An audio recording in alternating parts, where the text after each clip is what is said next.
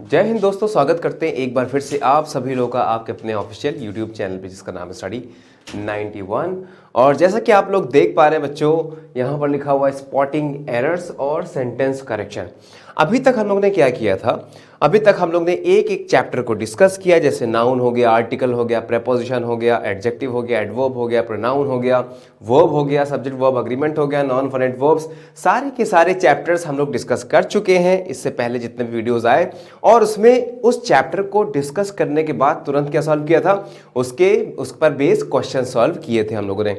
अब यहां पर जैसा कि आप देख पा रहे हैं लिखा हुआ है मिसलेनियस क्वेश्चंस। मिसलेनियस का मतलब ये हुआ कि वहां पर आपको पता होता था कि जो भी एरर होगा वो नाउन का होगा, टेंसेस का होगा, आर्टिकल का होगा, एडजेक्टिव का होगा। लेकिन यहां पर आपको पता नहीं है, क्योंकि एग्जाम जब आप देने जाएंगे तो आपसे बता के नहीं कहेगा कि हाँ ये नाउन का एरर है, ये प्रोनाउन का है, ये आर्टिकल का, एडजेक्टिव, बल्कि हमेशा मिसलेनियस एक्सरसाइज ही पूछी जाएगी एग्जाम में। यानी कि आपको देखना पड़ेगा कि एरर चाहे जिस भी चैप्टर का हो, कंजंक्शन, प्रीपोजिशन, एडजेक्टिव, एडवर्ब, लेकिन आपको कभी बताएगा नहीं, सेंटेंस लिखा होगा, जो भी आपको लगता है करेक्शन रिक्वायर्ड है, क्योंकि आपने अब सारी चीजें तो पढ़ ली हैं। तो क्या करना, आपको सिर्फ और सिर्फ प्रैक्टिस पे ध्यान देना है। और यहां पर पार्ट 1 इसका लेकर आए हैं। और साथियों, जैसा कि हम पहले बताते आए हैं कि यहाँ पर जितने भी क्वेश्चंस हम लोग करते हैं वो कहीं ना कहीं बैंक और एसएससी में पूछे गए क्वेश्चंस हैं। ऐसा नहीं कि हाँ कहीं से मॉडल पेपर ले लिया, नहीं, जो वाकई एग्जाम में पूछे गए क्वेश्चंस हैं उनको ही यहाँ पर हम लोग मेंशन करते हैं, ताकि कभी कभी क्या होता है ना कि एग्जाम में जो चीज़ें आती है रिपीट होने लगती हैं। अगर आप पिछले 10 साल के एग्जाम के पेपर लगाओगे ना तो आपको पता चलेगा एसएससी में खास तौर से बहुत ज़्यादा चीज़ें रिपीट होती हैं। तो ये क्वेश्चंस लगाना, प्रैक्टिस करना आपका कभी बेकार नहीं जाएगा, बल्कि आप इसमें और भी ज़्यादा अच्छे होते जाओगे।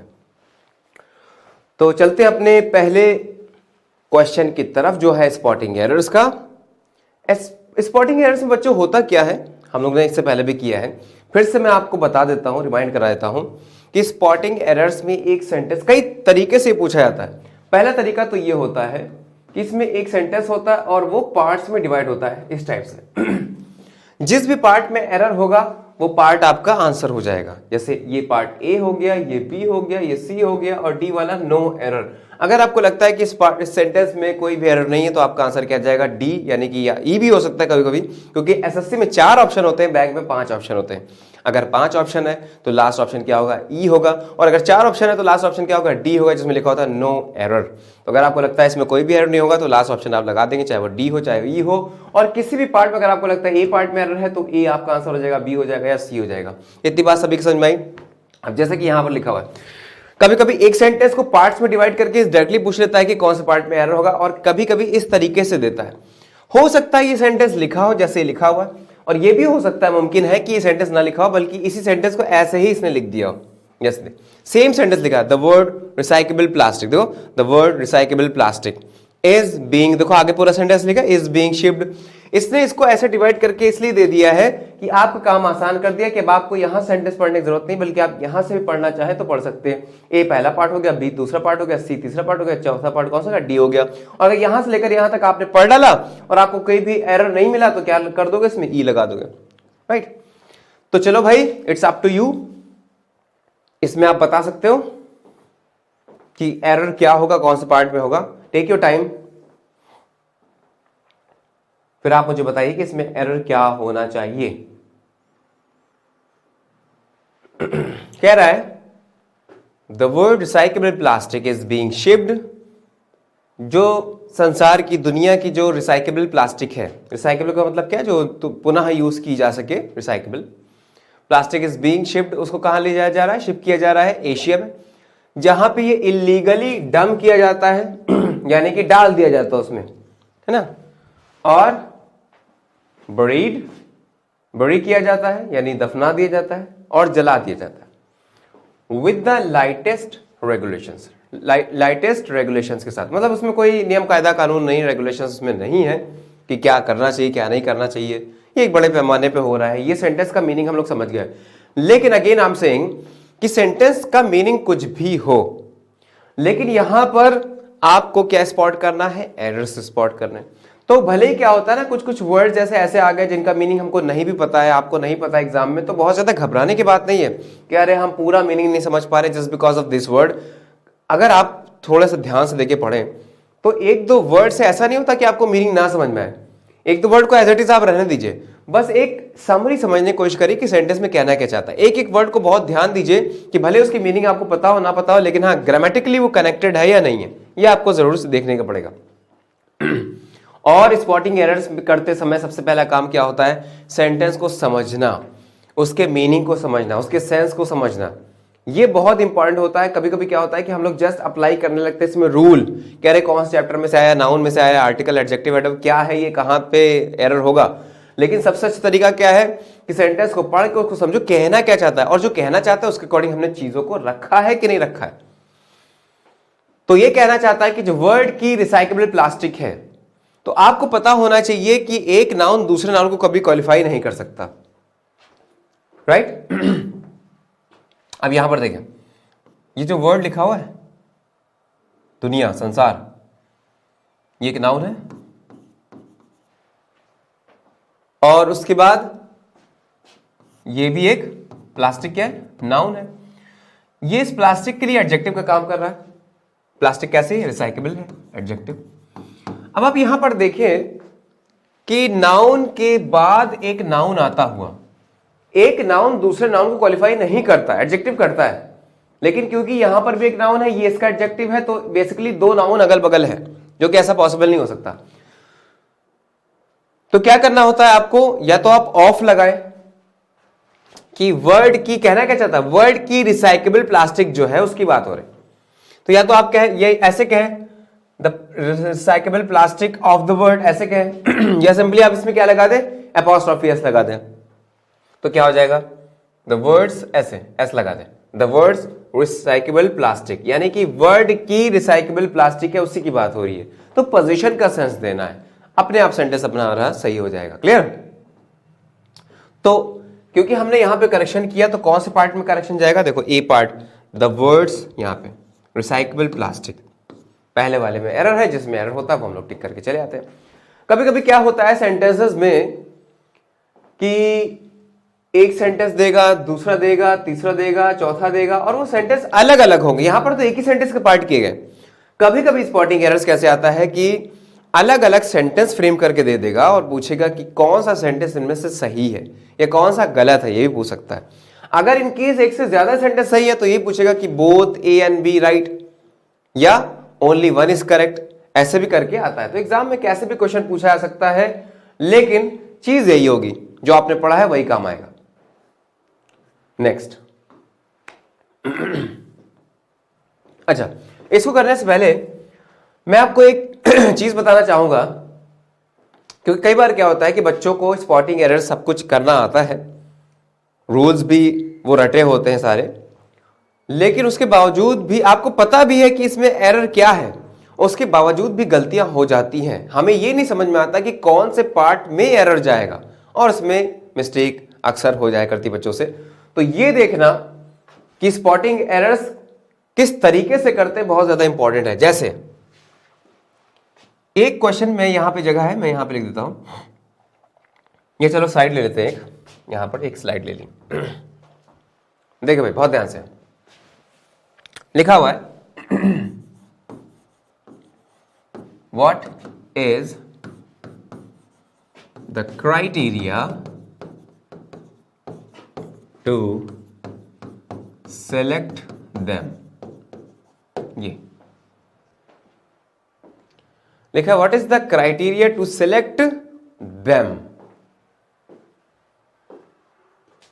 अब यहां पे लास्ट में क्वेश्चन मार्क हो गया, ठीक, पूछ रहा है, कहना क्या चाहता है कि उनको सेलेक्ट करने का क्राइटेरिया क्या है। और एक्चुअली क्राइटेरिया क्योंकि प्लूरल होता है, ये प्लूरल लिखा हुआ है, प्लूरल वर्ड है क्राइटेरिया, इसका मतलब यहां पर बात हो रही है एक से ज्यादा क्राइटेरिया की, राइट, एक से ज्यादा क्राइटेरिया।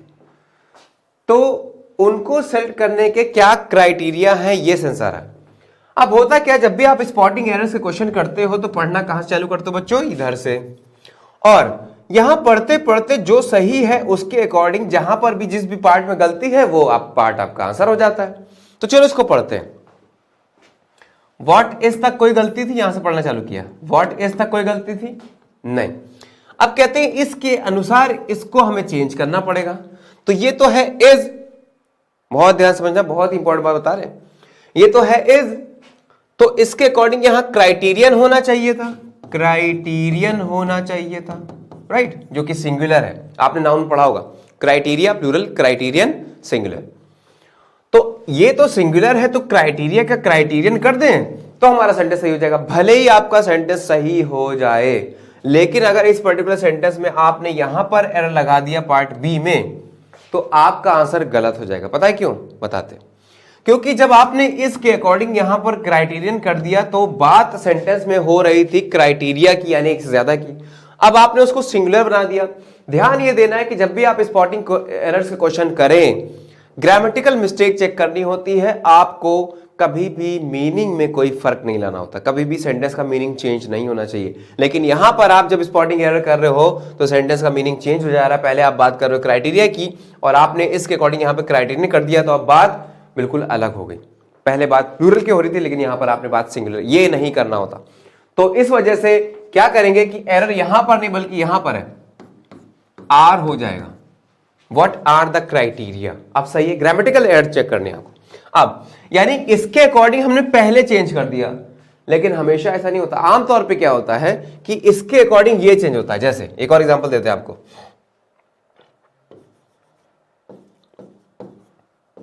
मैनी यहां लेते हैं children, many children are requested to arrive। ये देखिए, many children are requested to arrive। अब बहुत ध्यान से अगर पूछा जाए कि कौन से पार्ट में एरर होगा, ये पार्ट में, ये पार्ट में, ये, तो आप कहोगे सर मैनी के बाद ये तो लगता नहीं है, ये हटा दो और कह दो many children are requested to arrive, तो सेंटेंस सही हो जाएगा। नहीं, अगर आपने, अगर से ये ए पार्ट है, हमने इसको ए पार्ट अगर कह दिया, अगर आपने ए पार्ट में एरर लगा दिया और कहा कि ए हटा दे, तो आपका आंसर गलत हो जाएगा। अब देखिए करना क्या होता है, मैनी ए में कोई दिक्कत थी नहीं थी। अगर आपने सब्जेक्ट वर्ब अग्रीमेंट पढ़ा हो, मैंने पढ़ाया भी है, उसमें मैंने आपको बताया था ए गुड मैनी, मैनी के कुछ फ्रेजेस होते हैं, अ ग्रेट मैनी, और एक और फ्रेज होता है मैनी का जो कि बहुत ही फॉर्मल होता है, फॉर्मल साउंड करता है, वो है मैनी आ। मैनी के बाद जिसमें ए आता है, मैनी आ, और ये भी एग्जिस्ट करता है, लेकिन इसका स्ट्रक्चर अलग होता है।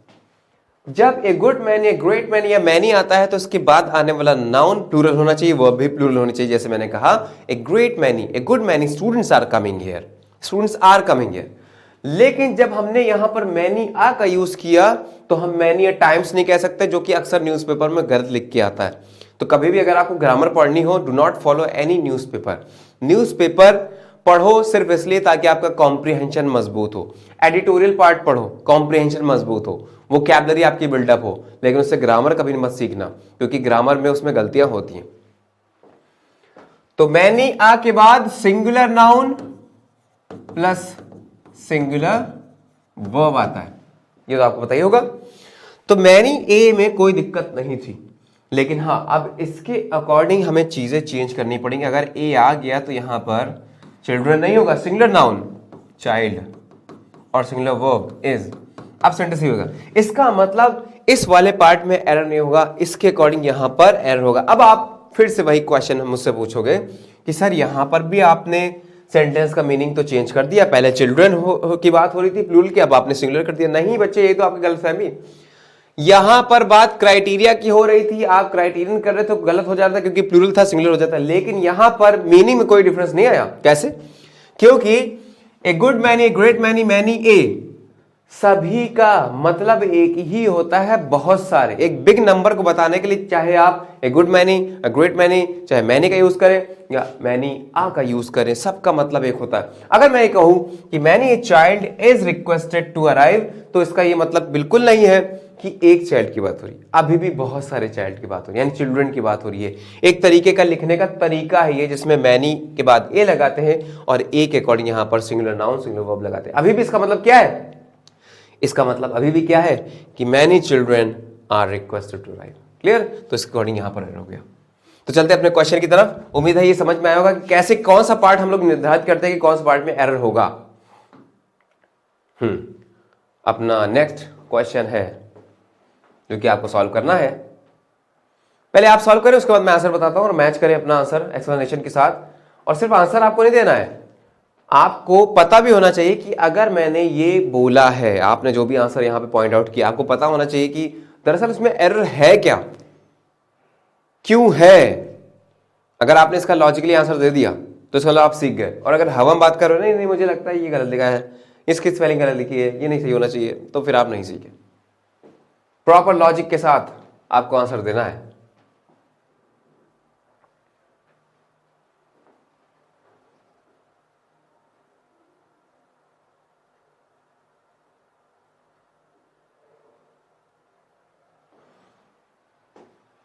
The serial blast on Easter. Easter का मतलब यहां पर फेस्टिवल का नाम है, फेस्टिवल।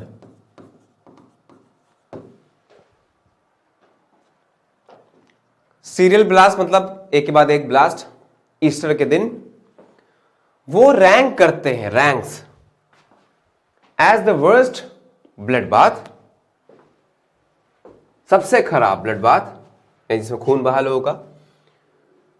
श्रीलंका हैज सीन, जो अभी तक श्रीलंका ने देखा, since the end of the civil war in 2009। तो श्रीलंका के साथ हैज लगा, हैज के साथ वर्ब की थर्ड फॉर्म आई, सिंस आया, सिंस यहां पे पॉइंट ऑफ टाइम है, the end of the civil war in 2009। यहां तक तो बिल्कुल सही लग रहा है, लेकिन जब यहां पर सीरियल ब्लास्ट क्या है, प्लूरल, एस लगा ना, प्लूरल नाउन, ईस्टर के दिन वही तो रैंक करते हैं। ये वर्ब किसके लिए आई है, रैंक्स। यहां पे रैंक नाउन नहीं है, वर्ब है। कैसे पता चला? सेंटेंस का स्ट्रक्चर बता रहा है कि the serial blast on Easter के दिन रैंक करते हैं as the worst blood bath. तो क्योंकि ये वर्ब है, वर्ब में एस लगा रखा है प्लूरल नाउन के साथ, वर्ब में एस एस नहीं लगाते, तो रैंक्स की जगह रैंक हो जाएगा, तो हमारा सेंटेंस सही हो जाएगा। अगेन पहले वाले पार्ट में, ए पार्ट में एरर था, यहां पर हमारा आंसर चला जाएगा, रैंक्स की जगह रैंक हो जाएगा। क्लियर? समझ में आया बात कि नहीं? तो चलते हैं अपने नेक्स्ट क्वेश्चन की तरफ।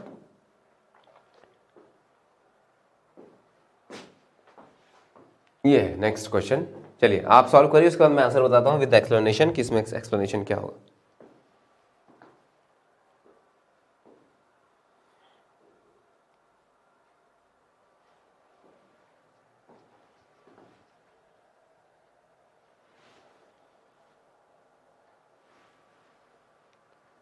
लिखा है मोर मेन देन विमेन।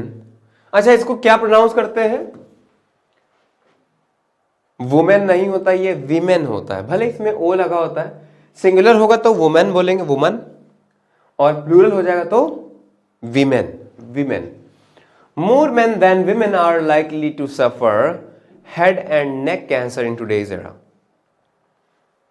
कहना चाहता है कि औरतों से ज्यादा आदमी are likely to suffer, suffer करते हैं, करने को होते हैं। लाइकली मतलब बहुत प्रोन रहते हैं कह सकते हैं, या उनको ज्यादा होता है चीज, सफर हेड एंड नेक कैंसर से इन टूडेज एरा, आजकल की जनरेशन में।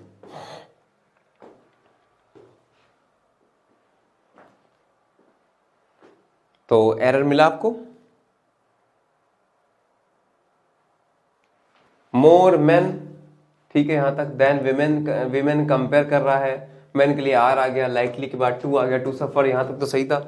सफर के बाद यहां पर head and neck, suffer from होता है, सफर फ्रॉम, अब सही हो गया। तो सफर तो लगाया इसने, लेकिन फ्रॉम नहीं लगाया। आपको याद होगा कि आप पे एक एप्लीकेशन लिखते थे उसमें I have been suffering from fever, तो सफर सफरिंग के साथ फ्रॉम आता है, जो कि इसने नहीं लगाया। Suffer from head and neck cancer. तो अब कौन से पार्ट में जाएगा? A part, B part, C part? C part में जाएगा, suffer from, right? Clear? Next, take your time, पहले के 15 सेकंड आपके हैं, ताकि आप ये ना कहो कि मैं आपको टाइम नहीं देता हूँ सॉल्व करने के लिए, मेरे साथ साथ सॉल्व करो और मैच करते जाओ। जितनी ज़्यादा आप प्रैक्टिस कर लोगे उतना ज़्यादा आप सबसे आगे बढ़ते जाओ, क्योंकि कंपटीशन का मतलब यही होता है कि आपने जितनी तैयारी की है सामने वाला भी उतनी तैयारी कर रहा है, तो आपको क्या करना पड़ेगा? अगर आपको उससे बीट करना है, पीछे छोड़ना है, कंपटीशन का मतलब ये है कि दूसरों को पीछे छोड़ना, आगे बढ़ना। आपको यहाँ पे पास नहीं होना कि 60% नंबर लाने पास हो गए, नहीं, यहाँ पर कंपटीशन आपको फेस करना है, बीट करना है। तो उसमें अगर अगला ज़्यादा आपसे पढ़ रहा है तो आपको उससे और ज़्यादा पढ़ना है। और यकीन मानिए, जो ईश्वर है वो कभी किसी के साथ अन्याय नहीं करता। कोई मेहनत कर रहा है, कोई पढ़ाई कर रहा है, तो उसका फल ज़रूर मिल के रहेगा, आज नहीं तो कल। कई लोग कहते हैं सर हम पढ़ाई तो बहुत करते हैं, आता भी सब कुछ है, लेकिन हमारा कभी क्वालिफाई नहीं हो पाता है। हैव पेशेंस, वो दिन ज़रूर आएगा जब आप लगे रहोगे तो सक्सेसफुल हो जाओगे। लिखा है, India is adequately prepare to deal in the situation after the US ended waivers on Iran sanctions. Adequately का मतलब क्या है? पर्याप्त तौर पे तैयार है सिचुएशन के साथ डील करने के लिए। सैंक्शन का क्या मतलब है? सहमति।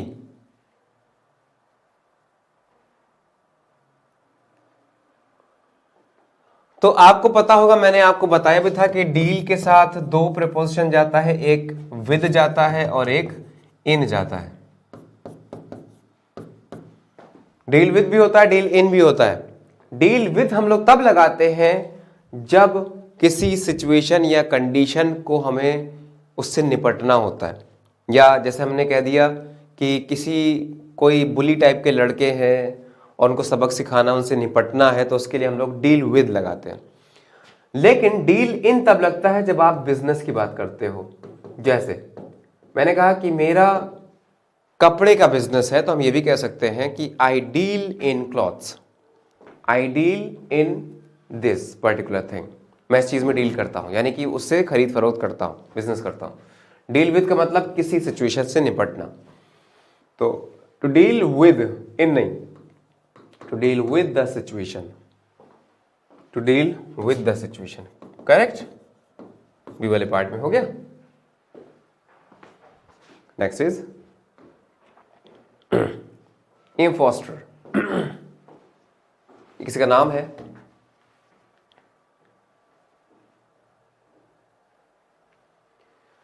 Imposter wrote his novel A Passage to India after multiple trips to the country through his early life.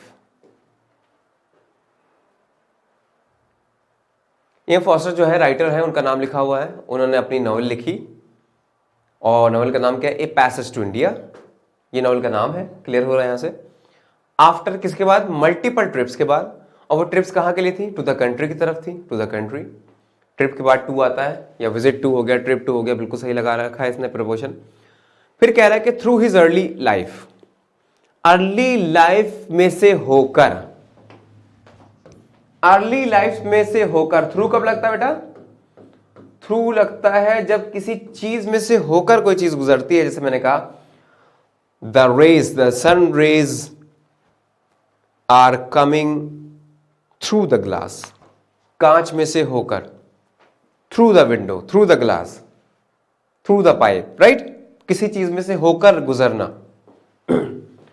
तो क्या अपनी लाइफ में से होकर गुजर रहा है? नहीं, बल्कि कह रहा ये चाहता है कि मल्टीपल ट्रिप्स के बाद लिखा to the country, his early life, throughout his, पूरी अपनी अर्ली लाइफ की बात कर रहा है। तो थ्रू नहीं बल्कि through out, through out. Through out का मतलब क्या?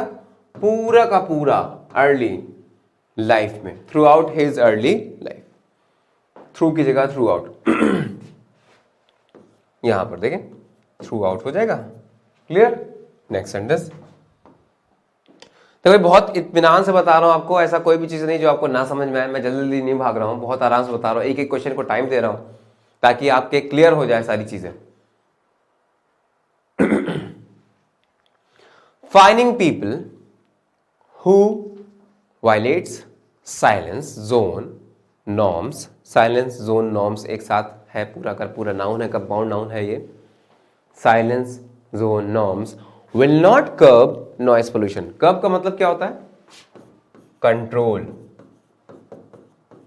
एक वर्ड आपको याद हुआ, curb, control. You have to curb your activities, control. Fully adverb है किसका? कंसीडर्ड का। हैव के बाद वर्ब की थर्ड फॉर्म कंसीडर्ड, यहां तक तो कोई गलती नहीं थी। उसके बाद क्या कंसीडर किया है? इम्पैक्ट को।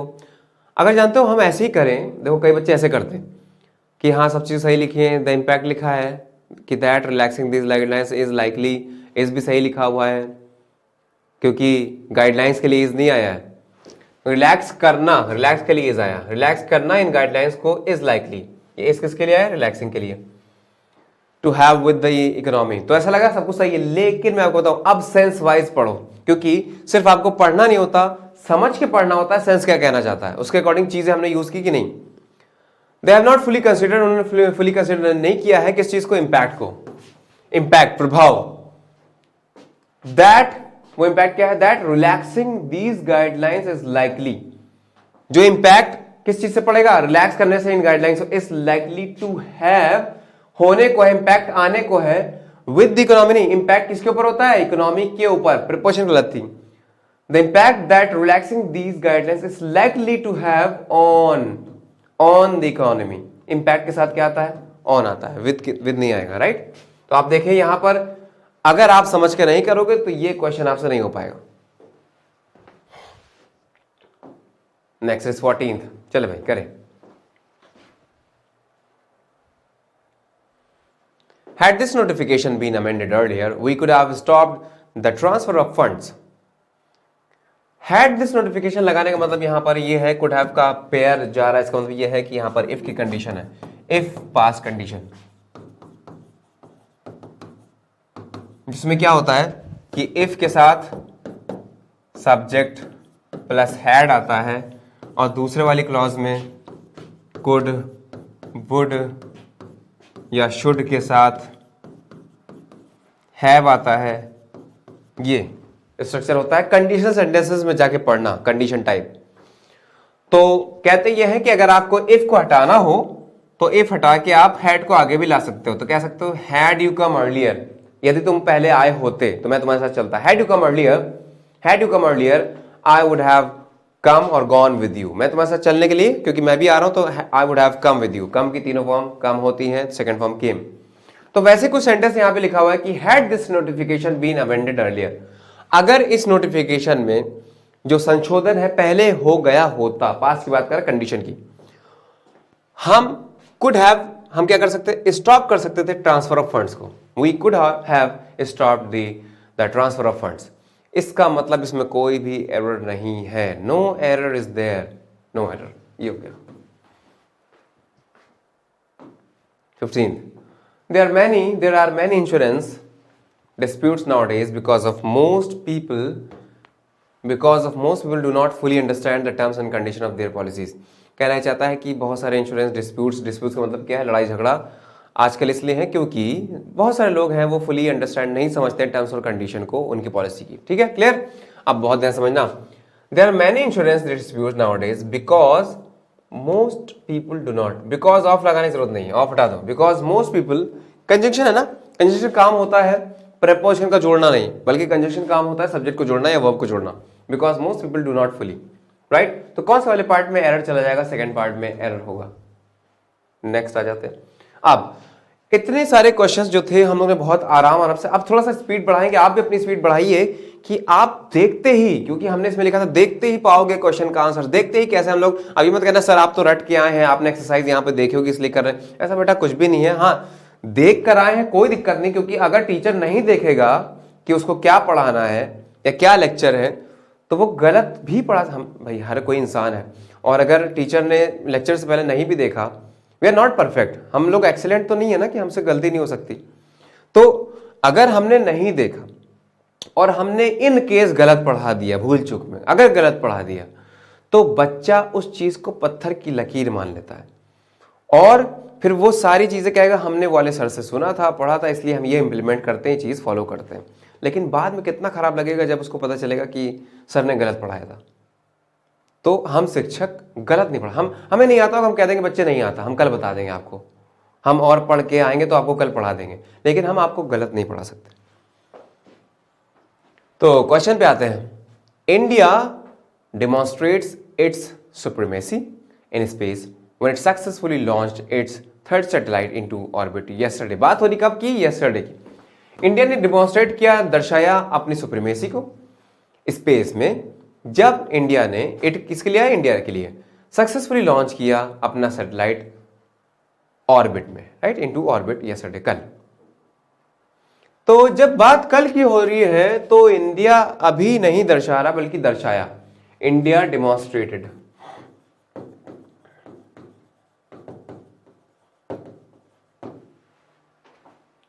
ठीक है, क्लियर, डिमॉन्स्ट्रेटेड, क्योंकि यहां क्या लिखा है? सक्सेसफुली लॉन्च्ड यस्टरडे, बात पास्ट की हो रही है। Next is India needs value education system who will inculcate. मुझे एरर मिल गया, आपको मिला कि नहीं मिला? इंडिया नीड्स, इंडिया के साथ नीड्स आया है, कंट्री के लिए बात हो रही, सिंगुलर्स को कंसीडर करके नीड्स लगा दी। वैल्यू एजुकेशन सिस्टम की रिक्वायरमेंट है। अब सिस्टम के लिए बात कर रहा है, हु, सिस्टम जो करेगा, इनकलकेट का मतलब क्या? वैल्यूज डालेगा, है ना, इनकलकेट करेगा। जैसे बच्चों को हम सिखाते हैं तो क्या करते हैं? आचरण, नैतिकता डालते हैं उनके अंदर, उनके दिमाग में, उनके मन में, तो उसके लिए इनकलकेट आया है। अब क्योंकि ये हु लिखा हुआ है सिस्टम के लिए, जो कि गलत है, हु आता है पर्सन्स के लिए, तो क्या हो जाएगा? दैट लगा दो या विच लगा दो, दोनों सही हो जाएंगे। India needs value education system that will inculcate values among the students and enrich their personalities. या तो विच लगा दो या दैट लगा दो, हु नहीं आ सकता क्योंकि हु आता है पर्सन्स के लिए। Next is driven by the desire to save trees residents of locality has started. मुझे एरर मिल गया, आपको मिला कि नहीं? Where are you guys? इस भागदौड़ भरी जिंदगी में अगर धीमे चलते रह जाओगे तो कोई कुचल के चला जाएगा। पता नहीं कहाँ का डायलॉग मैंने बोल दिया, लेकिन ये डायलॉग नहीं, हकीकत है बच्चों। Driven by the desire to save trees, residents ने क्या किया ऑफ लोकेलिटी? उन्होंने स्टार्ट किया, has started using solar appliances for their everyday needs. हर दिन की नीड के लिए उन्होंने ये चालू कर दिया। लेकिन मैं आपको बता दूं, बात हो रही है यहाँ पे रेसिडेंट्स, यानी रहने वाले लोगों ने, रेसिडेंट्स प्लूरल है ना, ऑफ लोकेलिटी, उन्होंने क्या किया? Has started. जब रेसिडेंट्स प्लूरल है तो यहां पर हैज नहीं है, have started using solar. Clear है? Next, a large number of unmanned aircrafts being used by the military are suspected of having unsafe radio links. मिला कि नहीं एरर?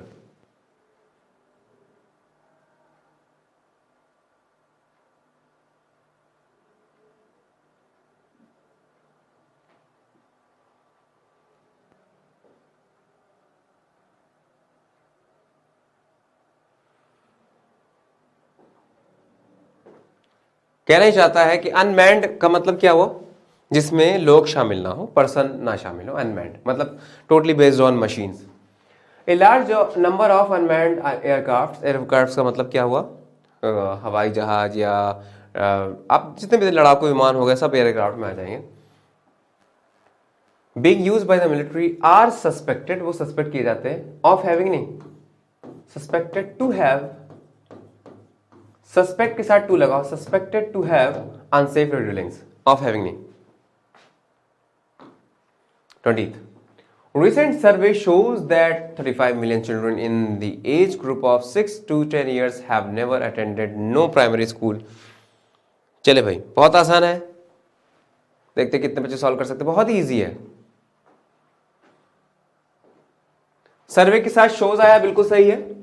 क्या शो करते हैं? That 35 million children in the age group, इतना have, children के लिए हैव आया है, उन्होंने कभी भी अटेंड नहीं किया, हैव नेवर, हैव के साथ वर्ब की थर्ड फॉर्म अटेंड लगा दिया। जैसे यहां पे नेवर लगाया तो नो लगाने की जरूरत नहीं, have never attended primary school, या एनी लगा दोगे तो भी सही हो जाएगा, have never attended any primary school. Clear? या सिंपली ये कह सकते हो कि हैव अटेंडेड, नेवर हटा के नो कर दो। लेकिन मैंने बताया कि नेवर अगर लगा दी तो उसके अकॉर्डिंग आपको देखना पड़ेगा कि अब जब आपने नेगेटिव चीज लगा दी है तो नो फिर से मत लगाओ, तो फोर्थ पार्ट में एरर हो जाएगा। क्लियर?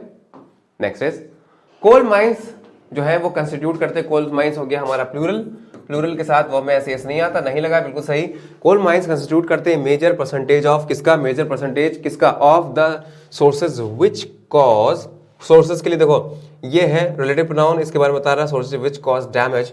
अब यहां तक बिल्कुल सीधा डैमेज कॉज करते हैं ऑन द एनवायरमेंट, नहीं डैमेज टू, डैमेज के साथ प्रीपोजिशन क्या आता है, to, damage to the environment. और ये कैसे पता चलेगा, ये प्रैक्टिस से पता चलेगा, प्रैक्टिस नहीं करोगे तो समझ में नहीं आएगा। Next, a man who has been accused fraud, accuse का मतलब क्या हुआ, जिसपे ये लांछन लगा हो, किस चीज का, जुर्म किया हो। A man who has been accused fraud in an earlier job he will never be. अब जब आपने हु लगा दिया, a man who has been accused fraud in an earlier job, क्या ही लगाने की जरूरत है, a man who has been accused will never be welcome, क्योंकि हु तो आपने लगा दिया ना, तो अब फिर से यहां पर ही लगाने की जरूरत नहीं। Will never be welcome in any other organisation. Next, आप देखो बहुत स्पीडली कर रहे हैं।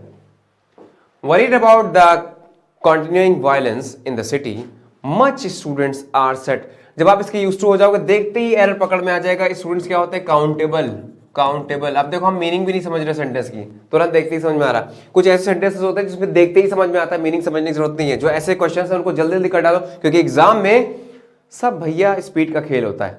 अगर आप हर एक सेंटेंस बहुत ही ज्यादा टाइम देके समझोगे तो आपका टाइम खत्म हो जाएगा। इसलिए यहां पर जैसे आपने देखा स्टूडेंट्स, तो मच लगा हुआ है, मच नहीं, मैं नहीं। काउंटेबल के साथ क्या आता है, मैं नहीं आता। ये भी हमारा आंसर हो गया इतनी जल्दी। अब देखिए अगले क्वेश्चन की तरफ बढ़ते हैं।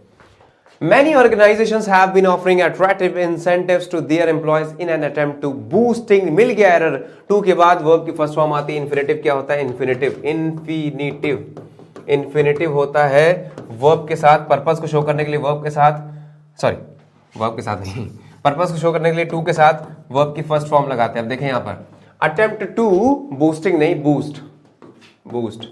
तो भाई ये भी क्वेश्चन हो गया। बढ़ जाए अगले की तरफ। देखिए, some genuine issues exist with the newly adopted system and needs to be examined। अब देखो some genuine issues exist, issues क्या हो गया, प्लूरल नाउन, प्लूरल। इसके साथ वर्ब में ऐसे नहीं लगा, एग्जिस्ट किया, बिल्कुल सही था यहां तक। With the newly adopted, new तरीके से अडॉप्ट सिस्टम जो है, अडॉप्टेड सिस्टम।